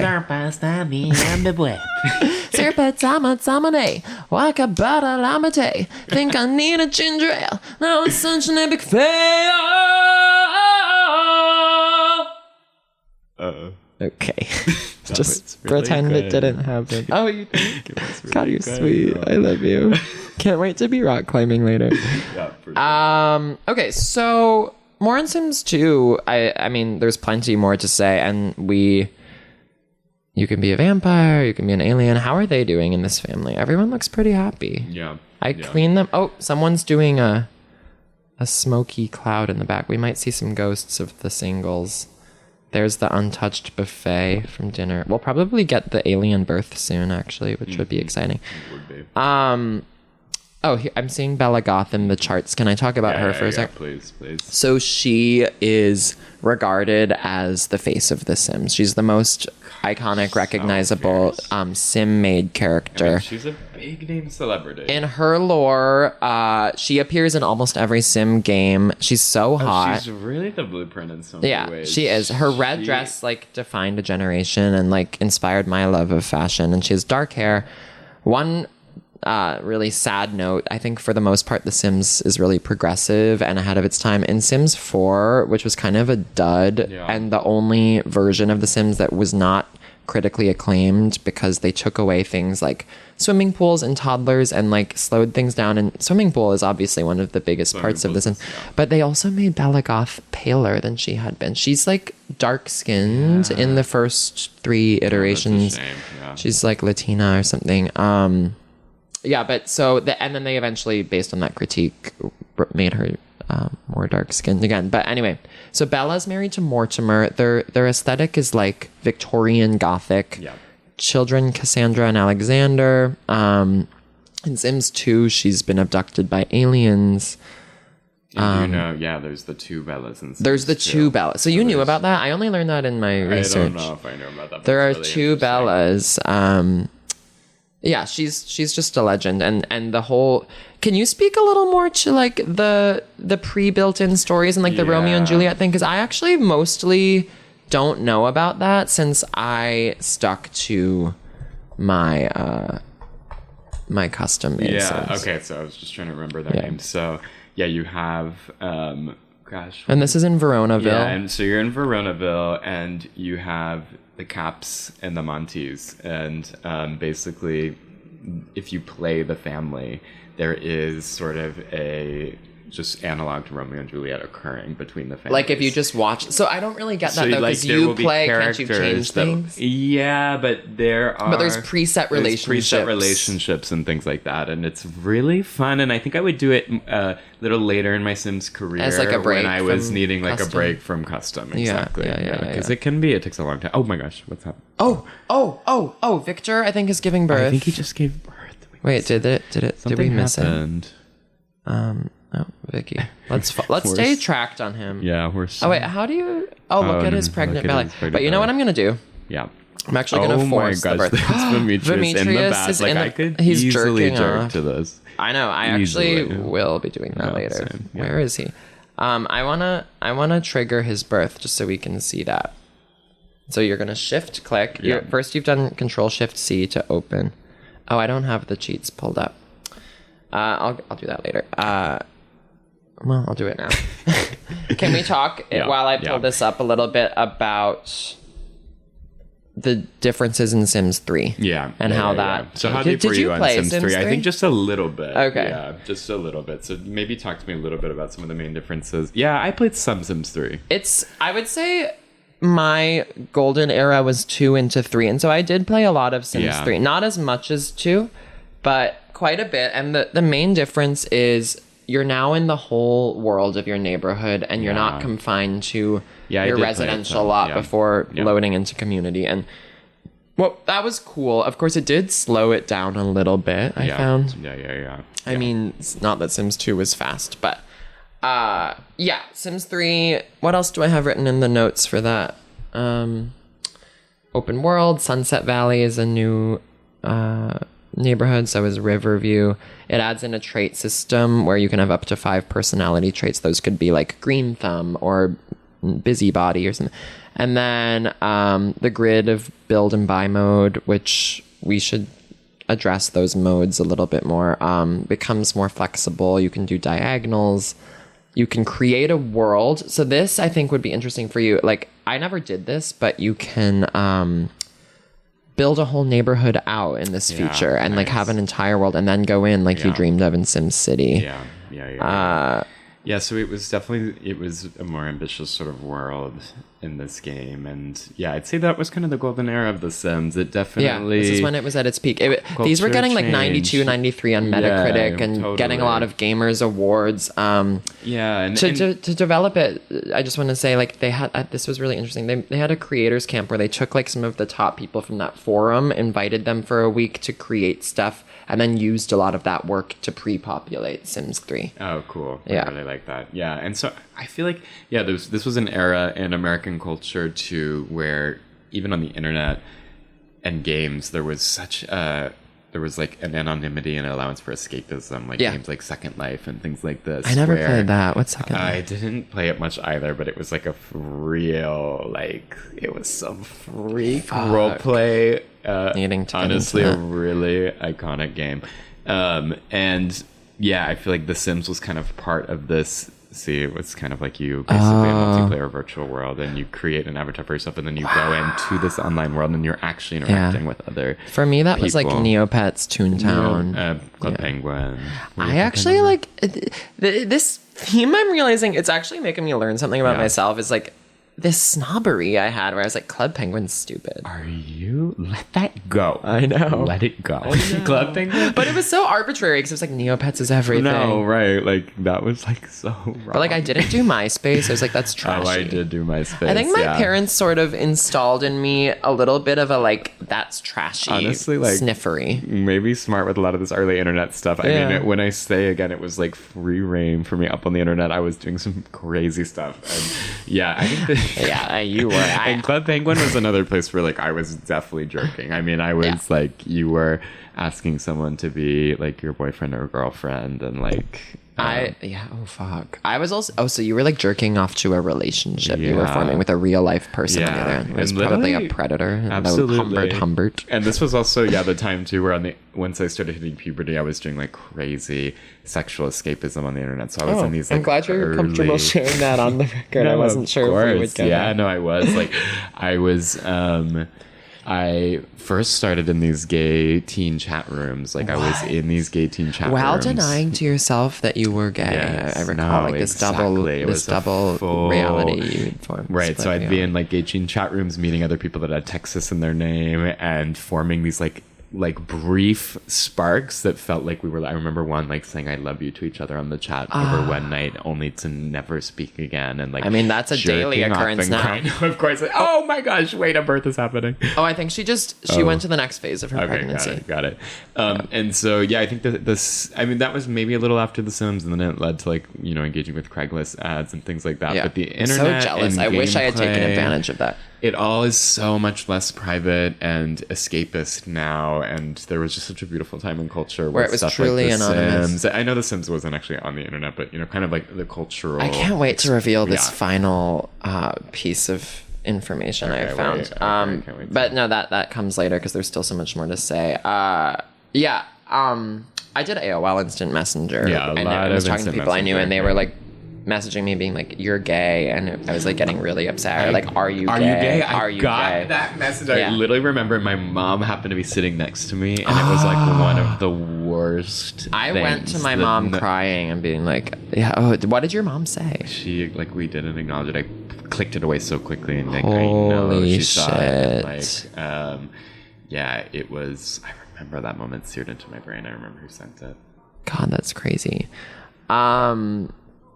What else from Sims 2? Let's just, while we're... Oh, so we're clearly experiencing seasons. Oh, Seasons is happening. It's full of snow. Full of snow. Wait, that's kind of fast. I know. Did you never... So you never had Seasons. Wait, I'm it's really cute. liking the desert with the snow. I know, it's really this is cute. Sick with the palm trees with and the snow. Disco balls going. Oh, that is so cute. It's really cute. And you can do snow angels. Look how stinky Victor is. They're in the shower, pregnant, outdoors. The shower, it's in the waiting snow. through snow. The toilet has green... the toilet. You know the green... Yes, of course, the green fumes, one of the classics. And there's little flies around. Flies gathering. Victor's probably starving to death. Oh, I should have someone been fill up. Completely let go. Trashed. Luckily, we have the maid and the boobies to... The snow is filling up the dog bed and the hookah lounge. Oh, that's so cool. To quickly walk through the history, just so we can be finished with that. Yeah. In Sims 4... as I've said, there was this sort of frowned upon. They took out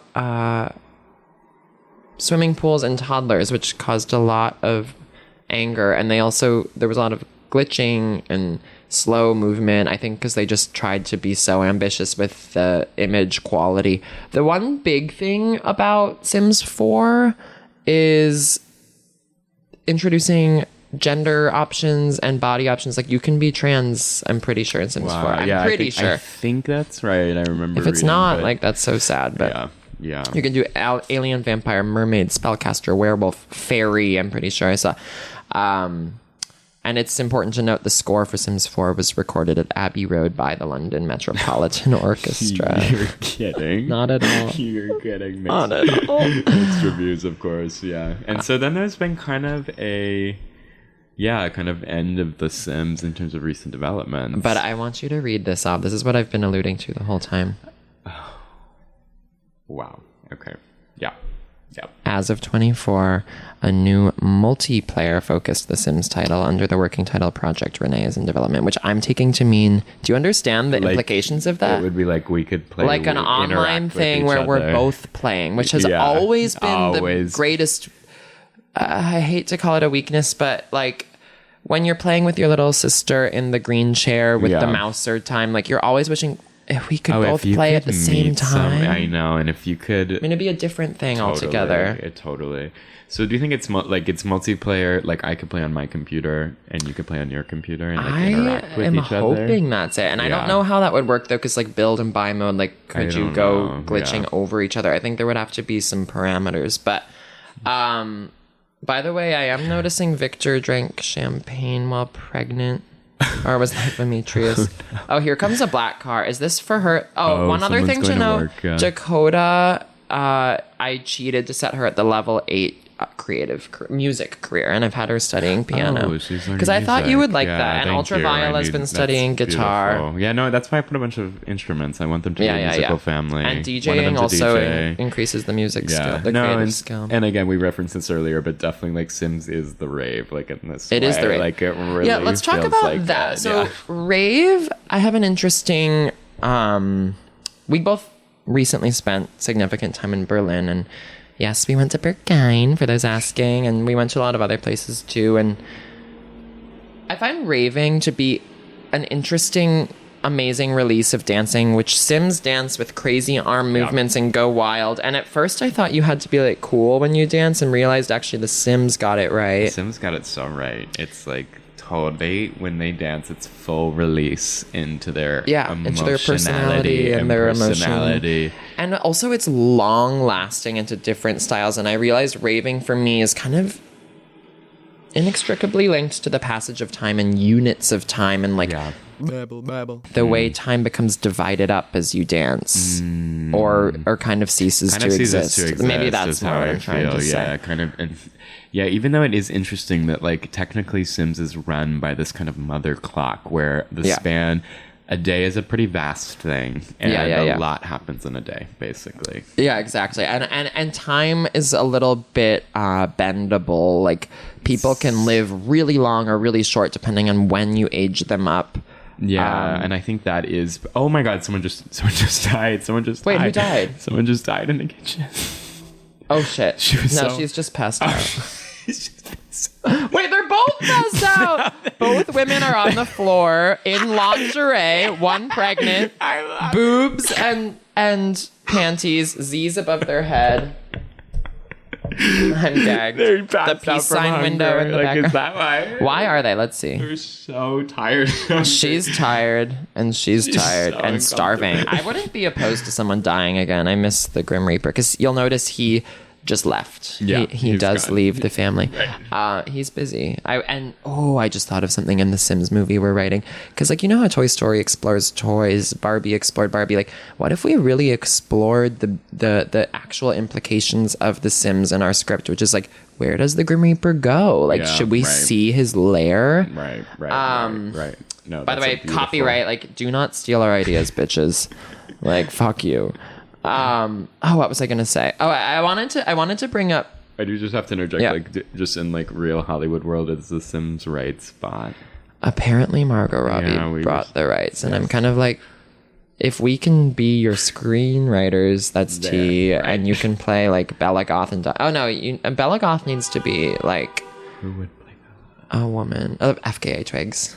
Twigs playing Bella Goth would be so. Can you imagine Twiggy recording a Eusexua Simlish version? Oh, let's do the damn work. Wait, how would that go? It would be like Wakabatu, Labadatu, Kapata, Wata, Lo, Do, Bada, Hotapo, Misha, Wago, Batliknarbadu. Dead.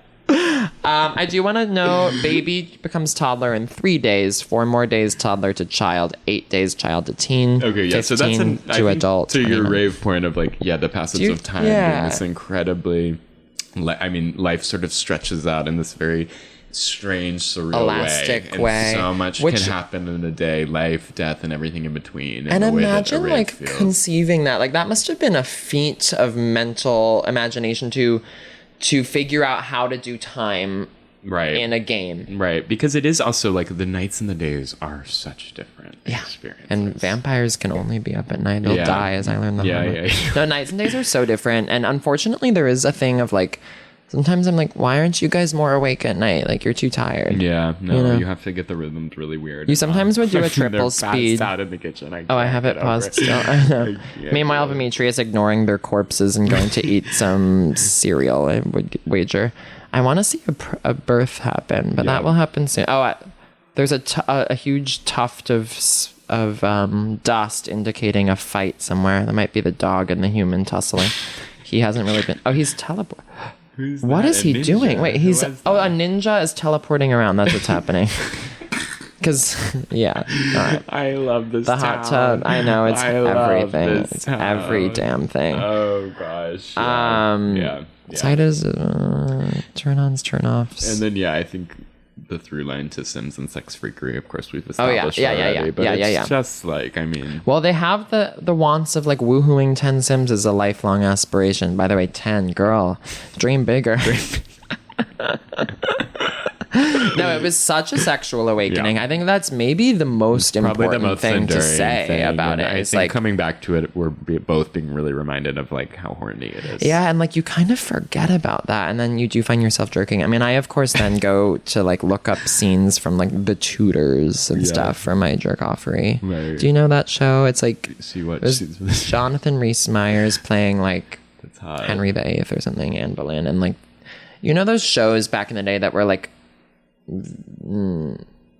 period pieces where you see like ass clench. You saw Henry Cavill's ass clench in that. Dakota missed work today. Okay. She's like a music executive. Shit. Ultraviolet once again is on the verge of death. Honestly, I kind of want her to die again. She keeps complaining. Like, eat if you're hungry. So nasty, unshowered. I miss when she was a teenager. Should I make her a teenager? Oh, but she can't because she's pregnant. Yeah, she was awesome as a teen. Maybe I can. Well, I'll look at that later. Careers: athletic, business, criminal, culinary, law enforcement, medicine, military, politics, science, and slacker. Oh, university adds artist. A few others. You get entertainment, dance, and architecture, and free time, which I never got to explore. But seasons, you get music and journalism and all this stuff. It's cool, and it kind of did help us consider what careers were available in the world. One thing I want to know... That take is killing him. Like, that's so not true. I just, like, was looking for something to say.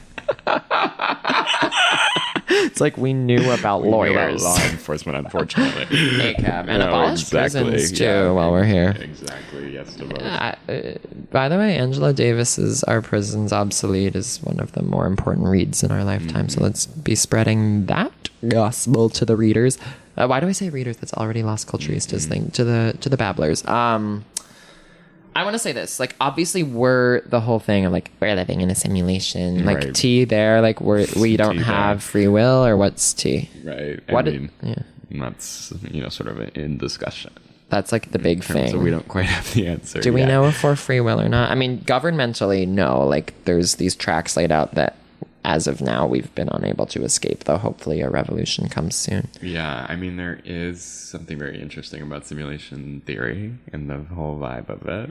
Care to just, in a sentence or two, I actually don't really know what that is. I'm like, of course. Neither of us do. It'd be two bitches saying the exact same. We're like idiots. We're trying to sound brilliant. Literally. I've been really performing like intellectualism. Right. No, absolutely. Whatever. No, when are we getting birth? Like, come on, bitch. Oh, she's asleep standing up, Ultraviolet, while her pregnant belly oozes. I'm going triple speed to get a birth going. Oh, something's happening. He's giving birth. Okay, here we go. The stork is getting his bearings. Oh, yeah. Holy shit. Oh, yeah. He's burbling his stomach. And the plumb bob, which is the green thing over their head that is a great Halloween costume. Mom came up with that idea in my sphere of the world. Alien baby circling down in the meditation pose. He smells green. Oh, he's so and terrifying. So big scary. Black eyes. Diaper looking a little full already. Yeah. Did poopy in the tummy happen? Oh, look how sexy he is with his nose. He's so... Okay, it's a baby girl alien. What should we name her? Demetria? Vindrina. How about Vandrinette? Yeah. Okay, Vandrinette. And then if you thought we were done, you were wrong because he's having twins as far as I'm aware. Oh, maybe he didn't. God, Demetrius is sexy. Dad Demetrius. So let's let them keep doing their thing. The baby is probably on the floor. I haven't bought a crib yet. Let's just see how things play out. Oh, he's giving birth again, I think. Is he? Whatever. What else do we need to say about The Sims? Do you think we've covered a lot. No, yeah, we've covered a lot. I think that, yeah, coming back to it, I think I'm just reminded of how much it fixtured in my life. It really was formative. It's a great equalizer too. Like people have different personalities. Like my sister Winnie and I were very different, but we I mean, I guess when we were kids we weren't, but we had this shared love that brought us together. Yeah, no, it was a really beautiful unifier. It was a really beautiful place to explore desire and explore fantasy and fucking and but stuff that did feel of this world, even though it was so not of this world. Which brings us back to the beginning where we talked about like the reality basis of things, and me choosing to lean in a little more to like the aliens and the vampires and all that. I was like so thrilled to, even though I never nowadays in Sims 4 you can have witches who do sorcery and stuff. Wait, oh my god, Ultraviolet's dead. And she was pregnant. Oh no. Where is she? Where is the death? Okay. Fuck me. She starved to death yet again. She just didn't have a strong constitution because that's how she died every time, was like starving and tired. Like, girl, just eat a cereal bowl or a toaster pastry. Right. One of the core food groups. What was the other thing I was going to say? Oh, she's dead. She died. I don't know where the death is. Look at the babies. Where? Alien baby on the screen there. Just its little arm. Oh, I can't click it. Where is it sitting? Oh, it's there on the floor. While Demetrius pets the dog and the baby lays there in heaven wiggling. Ultraviolet died. Unfortunately, we missed that murder. Oh, God. Or that Grim Reaper visit. It's just the best game, I'd say. If you did play it back in the day, it's worth a revisit. Definitely. It's really nice. And like, it's no shade, it's boring enough that you can play it for a little and be like, okay, this isn't going to take over my life. No, like, it is boring enough in that. But it's kind of like... But it's soothing. I think I will play it now and then just for fun, giggling with you, like hitting the bong. Because it's like, it's fun to kind of... I never really did this so much when I played. I was always really intentional, but like kind of just watching things happen like this is exactly. Pretty you can interesting. kind of let it play in the background in a way that's... let it play out. And the creation mode is fun, like it is. Yeah, we didn't... I do want to address build and buy mode and just like the crazy shit that was available. Bowling alley. You know, a lot of like llama stuff. The humor of The Sims is crucial. Like the thing about the humor is it's not obvious. It's a little bit like random llama and also like a little bit like Zibungo. sexually suggestive zibungo. She's pooping. That's the sense. She's shitting outside. Ultraviolet died while pregnant. And no one even cared. I know, that was kind of... Honestly, you know why? It's because she died 3 times already, and she just, like, couldn't keep alive. Ninja doing a lot more work. He won't leave the apartment, won't leave the space. Yeah. And okay, and it does have a certain, like, it just kind of lulls your brain. There is a certain... Lulls your brain, you said? Yeah. Exactly. It's soothing, and it's checking out in the same way that reading as a kid was a great way to escape. And, childhood was not so bad, but it was difficult at times, very difficult. And, this was a great release. Yeah, and I wish there was more of a... I don't regret playing too, and I think that's something we were getting at too of this phase of games and the internet. There was just such a wonderful culture of escapism into some other things, but not a really sort of nasty escapism, like a very colorful escapism. Yeah, and this was fueling creativity. I think that's why my mom allowed it, because it was like, you could design, and I learned a little bit about like Photoshop and interior design and architecture, and it was definitely one of those things like SpongeBob, where it's like it actually was letting a lot more into the culture. It was like really SpongeBob was a vessel, for a lot. Although, again, my snobbery rears its ugly head. I saw SpongeBob, but not on the levels of most others. Because my mom was kind of like Cartoon Network and Nickelodeon are not like like it's Disney Channel, which is in ways the trashiest of all. Explains your scholarship on the subject. But it was like film nerds watch Disney Channel, because it's like, let's watch a Disney Channel movie. Those were great times. too, by the way. I was still hopping over to those, of course. And crossover with Mark Mothersbaugh scoring Halloween Town, one of the best DComs. Yeah. Which I would like to watch soon. Okay, so closing remarks. I feel like we've covered it, unless there's other things to say. Who are you in The Sims 8? Like, what sim would you be? And let's try and do it from pre-existing. So that can be like the maid, the ninja, Bella Goth. I want to... Me trying to say it offhand, like I haven't thought of it yet. You putting your number 3 to make it less conspicuous. Master manipulator that can't get away with shit with you. You're too quick. I see it. So I'm Bella Goth. Yeah, you're Bella. Unless you want to fight for her. No, I don't. Okay. You don't want... I mean, you're different from her. I know. I'm actually like... I'm Bella Goth's like second... I'm the second Bella Goth in Sims 2 that's like off the beaten track, Yeah, absolutely. Who do you feel? I mean, who I want to be is... This is a niche character, but some of you all will know. The woman that comes when you move into a place in Strangetown, and she has the love potion. Yeah, she's like the sorceress woman with the love. Yeah, the matchmaker. I had to bring her in to save Ultraviolet, who ultimately ended up dying anyway, because she had vampire potion to cure. She is who I want to be. Yeah, she carries love potions, and you can get two people to fall in love. She's this very mystical, fabulous woman who appears early in Strangetown and just reminds you of the wonder of that place. She's so fucking good. Yeah. By the way, I'm not Bella Goth. I'm the Grim Reaper. I forgot. That's who I want to be. Let's be honest. With the flower layout.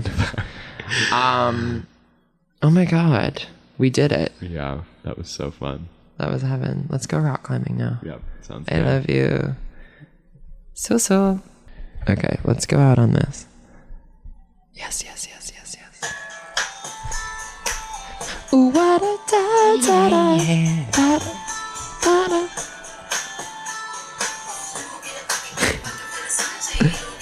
Oh. Meow. Ooh, what a da-da-da-da. All mine.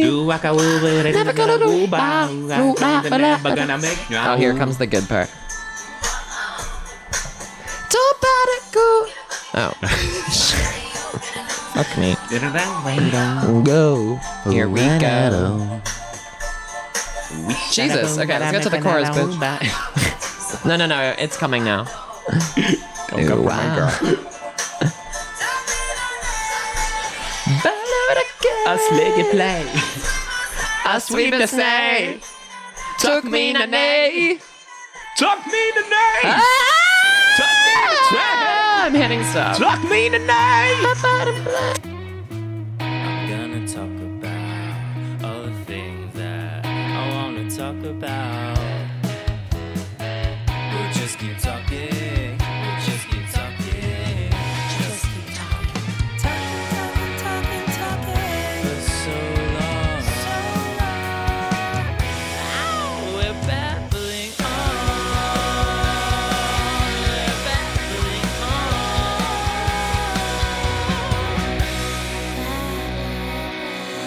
Noah was created, produced, and edited by Hilton Dresden.